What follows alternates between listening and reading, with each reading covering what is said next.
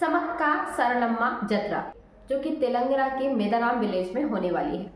समक्का सरलम्मा जत्रा अपने आप में बहुत खास जत्रा मानी जाती है। 3 दिन की ये ऐसी जत्रा होती है तेलंगाना में जो कि हर 2 साल में एक बार की जाती है। लेकिन इसकी सबसे बड़ी खासियत ये कही जाती है कि ये वर्ल्ड का सबसे बड़ा इंडिजीनियस रिलीजियस कॉन्ग्रीगेशन होता है, जहाँ पर इंडिजीनियस कोया ट्राइबल कम्युनिटी इकट्ठी होती है और देवी सरक्का सरलम्मा की पूजा करती हैं। ये कोया ट्राइबल कम्युनिटी का मनाया जाने वाला फेस्टिवल है। इस फेस्टिवल को मेदाराम जत्रा भी कहा जाता है। ये जो पूरी मेदाराम जत्रा है जिसमें लाखों डिवोटीज इकट्ठे होते हैं, इस पूरी जत्रा को दंडकारण्य में इटरनगरम वाइल्ड लाइफ सेंचुरी में चांपन्ना वागु नदी के तट पर मनाया जाता है। अब ये जो पूरी जत्रा है मेदाराम जत्रा, ये कोई ब्राह्मणिक या फिर वैदिक ट्रेडिशन से ली हुई जत्रा नहीं है जैसे जगन्नाथ यात्रा होती है। ये उस तरह की कोई जत्रा नहीं है।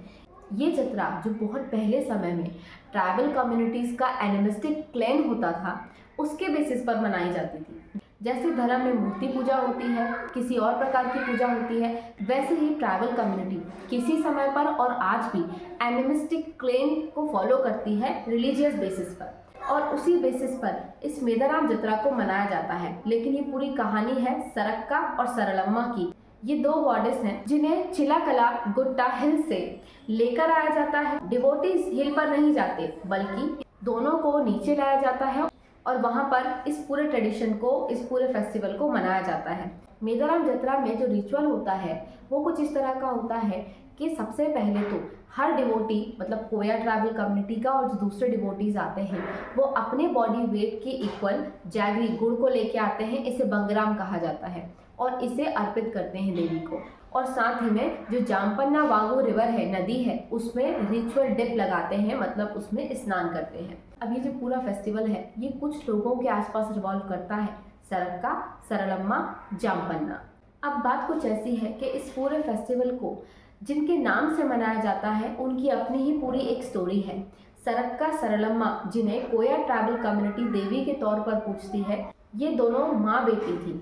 और सरक्का जो थी वो कोया ट्राइबल कम्युनिटी की एक लड़की थी जिसकी शादी हुई थी पगदिद्दा राजू से, जो कि कोया चीफटेन से, उनसे शादी हुई और सरक्का के 3 बच्चे हुए, 2 बेटियां सरलम्मा, नागलम्मा और उनका एक बेटा था जामपन्ना। अब हुआ कुछ ऐसा कि सरक्का और सरलम्मा ने अपनी लाइफ को सेक्रीफाइस किया कोया ट्राइबल कम्युनिटी के लिए, लोगों के लिए।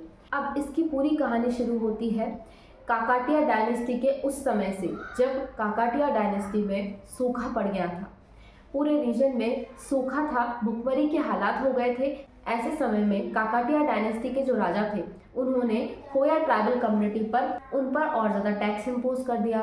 अब जो उस समय पर कोया चीफटेन थे, मतलब सरक्का देवी के जो पति थे पगदिद्दा राजू, वो इसको पे करने में असमर्थ थे क्योंकि ऑफकोर्स ड्रॉट की कंडीशन थी, वो भी कहाँ से लेकर आए। ऐसे में कोया ट्राइबल कम्युनिटी को इस अतिरिक्त टैक्सेशन सिस्टम से बचाना था और इसकी जिम्मेदारी पगदिद्दा राजू पर थी।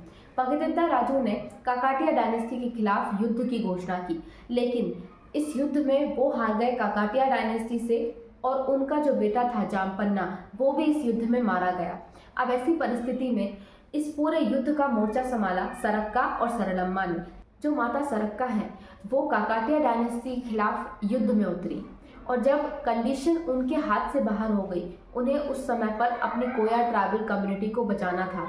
ऐसे समय पर वो जंगल की तरफ गई और जंगल में कहीं डिसअपेयर हो गई, सरक्का भी और उनकी बेटी सरलम्मा भी। ये दोनों डिसअपेयर हो गई। ऐसा माना जाता है कि वो टाइगर्स में कन्वर्ट हो गई फॉरेस्ट में जाकर, और तब से ही जो पूरी कोया ट्राइबल कम्युनिटी है वो इन्हें देवी के तौर पर पूजती है, क्योंकि इन्होंने पूरी कोया ट्राइबल कम्युनिटी को बचाने के लिए अपनी लाइफ का सेक्रीफाइस किया था। ऐसा मानकर आज भी मेदाराम जत्रा को, यानी सरक्का सरलम्मा जत्रा को मनाया जाता है उतने ही पॉम्प एंड शो से, ताकि इन दोनों ही देवियों के प्रति अपना आभार कोया ट्राइबल कम्युनिटी के द्वारा जताया जा सके।